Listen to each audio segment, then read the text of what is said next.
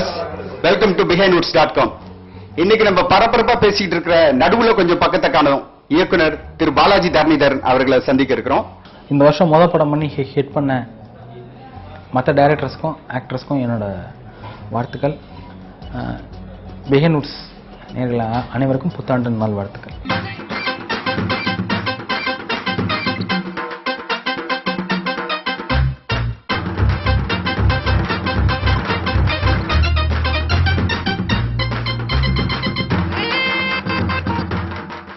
Welcome to the show sir. நடுவுல கொஞ்சம் பக்கத்தை காணும். இந்த பிலிமை பத்தி ஊரெல்லாம் இதான் பேச்சிப்போ அந்த பக்கத்தை தேடிட்டே இருக்காங்க இன்னும். ஸோ இந்த படத்தோட வெற்றியை பத்தி, அப்புறம் இந்த படம் எப்படி நீங்க ஆக்சுவலி இந்த ப்ரொடக்ஷன்ல கமிட் ஆனீங்க, இந்த விஷயத்தை பத்தி கொஞ்சம் டீட்டெயிலா சொல்ல முடியுங்களா? வெற்றி ரொம்ப சந்தோஷமா இருக்கு. எனக்கு மட்டும் இல்லை, படத்தில் இன்வால்வ் ஆன எல்லாருக்குமே ரொம்ப சந்தோஷமா இருக்கு. இந்த டீம் இந்த படம் எனக்கு எப்படி கமிட் ஆச்சுன்னா, ஃபர்ஸ்ட் ஒரு கதை ரெடி பண்ண உடனே இந்த படத்துல நடிச்சிருக்காருல பக்ஸ், அவர் ரியல் பக்ஸும் அவர் தான். அவர் மூலியமா தான் ராஜ்குமார் சார் தெரியும். நாளைக்கு வந்துட்டு ராஜ்குமார் சார் கதை கேட்பாரு சொல்லு அப்படின்னாரு. சொன்ன மாதிரி ராஜ்குமார் சார் வந்து கதை கேட்டாரு. அடுத்த நாளே அவர் கதை கேட்டாருன்னு சொல்லக்கூடாது, நான் தான் கதை சொன்னேன்னு சொல்லணும். போய் சொன்னேன். அப்புறமா அவர் பிடிச்சி போயிட்டு உடனே படத்தை ஸ்டார்ட் பண்ணிடலான்னு சொன்னார். கதை கேட்ட முதல் நாளே சொன்னார். சொன்ன மாதிரியே படத்தை ஸ்டார்ட் பண்ணிட்டாரு. ஸ்டார்ட் பண்ணி 2 years டைம். ஏன்னா நாங்கள் ப்ரீ ப்ரொடக்ஷனுக்கும் போஸ்ட் ப்ரொடக்ஷனுக்கும் ரொம்ப டைம் எடுத்துக்கிட்டோம். ஏன்னா எல்லாருமே நியூ ஃபேஸ்ன்றதுனால எல்லாரையும் ஆடிஷன் பண்ணி, படத்தில் வர கூட இருக்கிற சப்போர்ட்டிங் கேரக்டர்ஸும் ஆடிஷன் பண்ணி தான் பண்ணோம். எல்லாருமே நிறைய பேர் என்னென்னா சினிமாவுக்கு சம்மந்தம் இல்லாதவங்க. நல்லா ஆடிஷன் பண்ணிவிட்டு அப்புறமா செட் ஆன உடனே எல்லாருக்குமே ரிஹர்சல் பண்ணிவிட்டு அப்புறம் தான் ஷூட்டிங் பண்ணோம். ஷூட் முடிச்சதுக்கப்புறமும் போஸ்ட் ப்ரொடக்ஷனுக்கு நாங்கள் ரொம்ப ப்ரெஷர் பண்ணிக்கல. எல்லாமே எங்களோட பெஸ்ட்டு என்னவோ அதை ட்ரை பண்ணிவிட்டு, ஷூட்டிங்லையும் ஆக்சுவலி ப்ரொடியூசர் ரொம்ப எனக்கு ப்ரெஷர் கொடுக்கல. திருப்தியாக வர்றதுக்கு படம் முடித்தோடனே படம் பார்க்கும்போதே நாங்கள் எல்லாரும் ரொம்ப ஹாப்பி. பட் இந்த மாதிரி சின்ன படங்கள் வெளியில் வர்றதுக்கு ஒரு ஃபைட் இருக்கும்ல. ஏன்னா வெளியில் வந்துடும், பட் நல்ல தேட்டரில் நல்ல பப்ளிசிட்டி பண்ணி ரீச் பண்ணணும்ல. ஒரு பெரிய படங்களோட காம்பீட் பண்ணணும். அந்த ஸ்டேஜ் வரும்போது சதீஷ்குமார்னு JSK ஃபிலிம்ஸ் அவங்க படத்தை வாங்கினாங்க. அந்த மாதிரி ரீச் ஆகி இப்போ ரிலீஸ் ஆகி ஃபிலிமில் வந்து எல்லாருமே நியூ கமர்ஸ். நீங்கள் சொன்னீங்க எல்லாருக்குமே ரிஹர்ஸ் பண்ணோம் எல்லாம், அதனால தான் படம் டிலே ஆகிறதுக்கு காரணமும். இப்போ இந்த ஃபிலிமில் சில விஷயங்கள்லாம் நீங்கள் வந்து ட்ராமடைஸ் பண்ணதுங்களா, இல்லை இது உண்மையிலேயே அவரோட உண்மையான கதைன்னு சொல்கிறீங்க? ஸோ அவர் வாழ்க்கையில் இதெல்லாம் நடந்ததா? இப்போ அந்த ஃபார் எக்ஸாம்பிள் அந்த வெட்டிங் சீனில் அவங்க இவங்கள பார்த்துட்டு கேட்குறாங்க பேய் மாதிரி இருக்கு அப்படின்னு. இதெல்லாம் உண்மையிலே நடந்ததுங்களா? பிகாஸ் எங்களுக்குலாம் பயங்கர இது ஃபுல்லாக எல்லாமே நடந்த விஷயம்னு சொல்கிறீங்க. ஸோ நமக்கு ரொம்ப அந்த மாதிரி விஷயங்கள்லாம் தெரிஞ்சுக்கணும்னு ஆடியன்ஸ் ரொம்ப ஆவலாக இருக்காங்க. சில விஷயம் சீக்கிரட்டாக இருந்தால் தான் சந்தோஷம். அப்போ தான் இன்ட்ரெஸ்ட். நம்ம ஓப்பன் பண்ணி காமிச்சிட்டு ஐயா அப்படின்றாங்க. அதனால மாதிரி தான் அவள் தானே அப்படின்றாங்க. அதனால உண்மையும் இருக்கு கற்பனையும் இருக்கு, ரெண்டுமே மிக்ஸ்டு தான். என்னன்னா கதை உண்மை, நிறைய சம்பவங்கள் உண்மை, கேரக்டர்ஸ் எல்லாமே உண்மை. அதில் நம்ம சொல்லும் போது நம்ம வாய் சும்மா இருக்கு, அதில் கொஞ்சம் கூடலாம் கொஞ்சம் எக்ஸ்ட்ரா சேர்த்து தானே சொல்லுவோம் சுவாரஸ்யத்துக்காக. அதான் சொன்னா சுவாரஸ்யம் இருக்காது. ஓகே, இப்போ வந்து பக்ஸ்ன்றவர் அவர் இந்த உண்மையிலும் ஃப்ரெண்டா இருந்திருக்காரு அவருக்கு, பிரேம் சாருக்கு.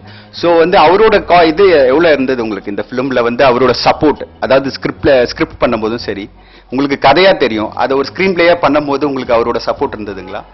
ஏன்னா அவர் ரியல் இதுலயும் இருந்தாரு, இன்சிடென்ட்லயும். இல்ல என்னன்னா அதை நான் அப்படி பண்ணல. ஏன் பண்ணலன்னா, இப்ப எனக்கு ஏதாவது டவுட் இருக்கும் போது அந்த இடத்துல ஒரு சீன்ல இப்போ உதாரணத்துக்கு பக்ஸும் சரஸும் பேசும்போது உங்களுக்கு எப்படி ஃபீல் ஆச்சு அந்த மாதிரி கேட்டிருக்கேன்.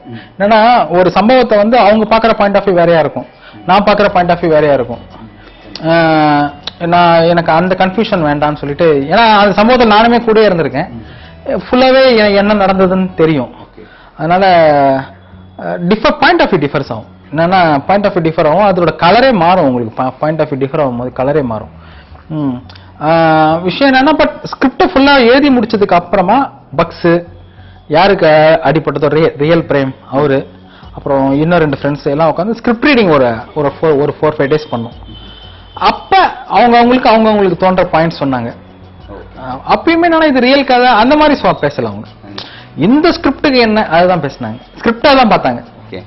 இப்போ விஜய் சேதுபதி இந்த பிலிம்க்கு அவர் ஒரு எக்ஸ்ட்ரா என்னன்னா, இப்போ ஒரு ஹீரோவா ஏற்கனவே ஒரு பிலிம் பண்ணதுனால இந்த பிலிம் வந்து அவருக்கு உங்களுக்கு ஒரு அடிஷனல் ஃபேக்டரா இருந்ததா, இல்ல விஜய் சேதுபதி வந்து ஒரு ஆக்டரா எப்படி இருந்தாரு ஆக்சுவலி உங்களுக்கு? விஜய் சேதுபதியை பொறுத்த வரைக்கும் எங்களுக்கு என்னன்னா அது எல்லாமே ப்ளஸ் ஆயிடுச்சு. எப்படின்னா அவர் ஒரு ஹிட் கொடுத்த ஹீரோவா உள்ள வந்திருந்தாருன்னா நான் இவ்வளவு அட்வான்டேஜ் நாங்க எடுத்துக்க முடியுமான்னு தெரியல. ஏன்னா ரிஹர்சல்ல இருந்து ஷூட்டிங்ல இருந்து எல்லாமே அவருக்காகலாம் ஷெட்யூல் போடல. அவரும் எல்லாரும் மாதிரியும் ஒரு 2-3 மாசம் ரிஹர்சல் வந்தாரு. எனி டைம் அவைலபிளா கூட இருந்தாரு. எப்படி ஏன்னா நாங்க கமிட் ஆகும்போது ஆக்சுவலி நான் சொன்ன 2 இயர்ஸ்னு நான் கமிட் பண்ணும் போது தென்மேற்கு போற ரிலீஸ் ஆகல, அடுத்த மாசம் தான் ரிலீஸ். அவரும் ஆக்சுவலி ஆடிஷனுக்கு வந்து தான் செலக்ட் ஆனாரு. விஜய் சேதுபதிலாம் தனியாலாம் எதுவும் கிடையாது, எல்லாரும் வந்தாங்க ஆடிஷனுக்கு, அவரும் வந்தாரு. எனக்கு அவர் பண்ணது ரொம்ப பிடிச்சிருந்துச்சு. அப்புறமா அவர் ஓகே பண்ணிட்டோம். அதுக்கப்புறமா கொஞ்ச நாள்ல தென்மேற்கு போற காட்டு ரிலீஸ் ஆச்சு. அதுக்கப்புறமா நம்ம படம் நடிச்சு முடிச்சதுக்கு அப்புறம் தான் டப்பிங் ஸ்டேஜ்ல தான் பிசா ஸ்டார்ட் பண்ணாரு, நடிச்சாரு. அதே மாதிரி என்னன்னா படம் எங்க படம் ரிலீஸ் ஆகும்போது விஜய் சேதுபதியோட அந்த அட்வான்டேஜும் எங்களுக்கு வந்துருச்சு. பிசாலாம் ஹிட் ஆகி அவர் ஒரு ஸ்டார் வேல்யூ எங்களுக்கு கிடைச்சிருச்சு. அதனால அவரோட முழுமையான பிளஸ் எங்களுக்கு கிடைச்சிருச்சு. ஓகே, இப்போ இந்த ஹீரோயின் வந்து ஆக்சுவலி அந்த ஃபிலிம்ல கொஞ்சம் சீன் வந்திருந்தாலும் நல்லா பேசப்பட்ட ஒரு ரோல். ஆக்சுவலி அவங்கள வந்து அந்த ஹீரோ வந்து பார்த்து பேய் மாதிரி இருக்கு, நார்மலி எந்த ஹீரோயினும் அந்த மாதிரியான வார்த்தைக்கெல்லாம் அக்செப்ட் பண்ணிக்க மாட்டாங்க. எப்படி அவங்கள எப்படி நீங்க கன்வின்ஸ் பண்ணீங்க? அது இல்லாம அந்த மாதிரியான ஒரு மேக்கப் போட்டு எப்படி இருந்தது ஆக்சுவலி உங்களுக்கு? அவங்களுக்கு வந்து அவங்க ரொம்ப பேர் தாராள மனசு தான் சொல்லலாம். கதை போய் நரேட் பண்ணிட்டேன். ஆனா நான் பாட்டு ஷூட்டிங் ஸ்பாட்ல வந்து கூப்பிட்டு வந்தேன்னா கண்டிப்பா அவங்களுக்கு மனசு கஷ்டமாயிடும். ஓவரா மேக்கப் போட்டுக்கிட்டு இப்படி எல்லாம் நிக்க வச்சுட்டு பழைய சரோஜாதேவி அந்த மாதிரிலாம் என்னன்னா பட் ஒரு லுக்கு சொன்னா ஃபுல் ஸ்டோரி நரேட் பண்ணிட்டு ஃபுல் சீன் நரேட் பண்ணிட்டேன். அவங்களுக்கு முன்னாடியே தெரியும் அவங்களோட இந்த படத்துல அவங்களோட ஸ்கிரீன் டைமிங் என்ன, அப்புறம் அவங்களோட ரோல் என்ன, எல்லாமே அவங்களுக்கு முன்னாடியே தெரிஞ்சு அவங்க அதை பிடிச்சிதான் பண்ணாங்க. நான் எக்ஸாம்பிள் சொன்னா ரொம்ப ஓவரா இருக்கும். என்னாச்சு என்னாச்சு என்னாச்சு என்னாச்சு?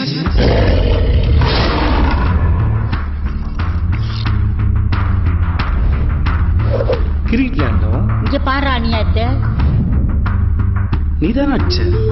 யார பாடிச்ச? பால் மேல போச்சு, கேட்ச் பிடிக்கலான்னு பின்னாடியே போனேன். புஷ்டியா சார்? விட்டனா, கால் ஸ்லிப் ஆகி கீழே விழுட்டனா. இங்க அடிபட்டிருக்கோம். இங்கதான் மெடுல் ஆப்லேங்கன்ட்டா இருக்கு. முட்டை ஆம்லேட்டா? என்னடா சொல்ற? அதே சொல்லிட்டு இருக்கான். அப்படிதான் சொல்லுவாங்க. நான் சொன்னா கேப்பியா மாட்டியா? நீ சொன்ன நான் ஏன்டா கேட்கணும்?